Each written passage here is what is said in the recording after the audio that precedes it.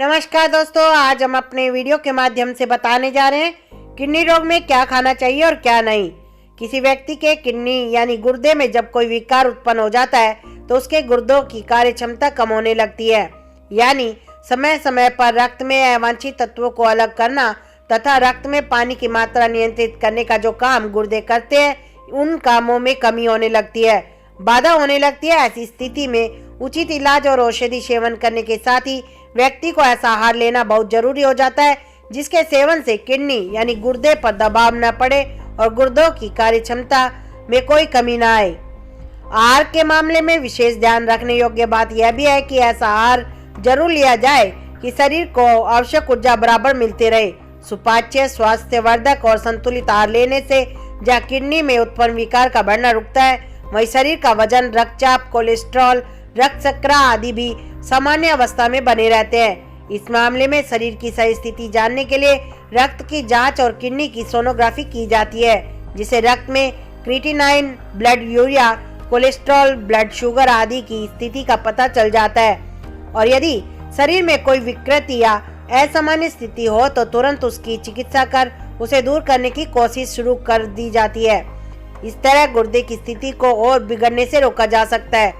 यदि संभव हो तो स्थिति को ठीक भी किया जा सकता है। गुर्दों में कोई विकार होने से विकृति पैदा हो जाए तो प्रत्येक रोगी के शरीर की लंबाई, वजन और गुर्दों की बची हुई कार्य क्षमता के आधार पर प्रत्येक रोगी की स्थिति और उसकी आवश्यकताएं अलग होती है। अधिकांश रोगियों को तरल पदार्थों, प्रोटीन तथा सोडियम युक्त पदार्थों का सेवन चिकित्सक द्वारा निर्देशित मात्रा में ही करना जरूरी होता है।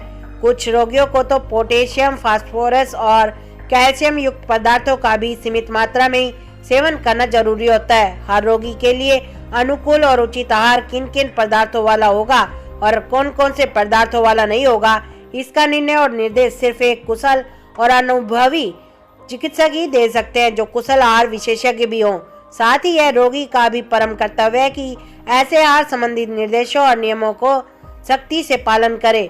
सिर्फ दवा इलाज के भरोसे पर नहीं रहा जा सकता, क्योंकि निर्देशित नियमों का पालन न करने पर दवा इलाज का भी पूरा और आवश्यक असर नहीं हो सकेगा। इस वीडियो के माध्यम से उचित आहार के पदार्थ और त्यागने योग्य आहार के पदार्थों के विषय में विस्तार से चर्चा न करके सिर्फ कुछ सामान्य बिंदुओं पर ही प्रकाश डाला जा रहा है, ताकि जब आपका चिकित्सक या आहार विशेषज्ञ आपको आपकी स्थिति के अनुकूल आहार संबंधी सलाह दे तो आपको समझने में आसानी होगी।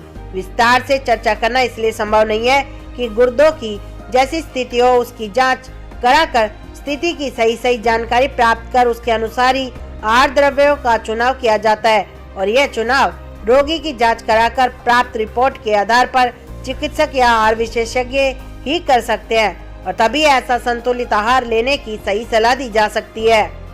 किडनी रोग में खान-पान और परहेज।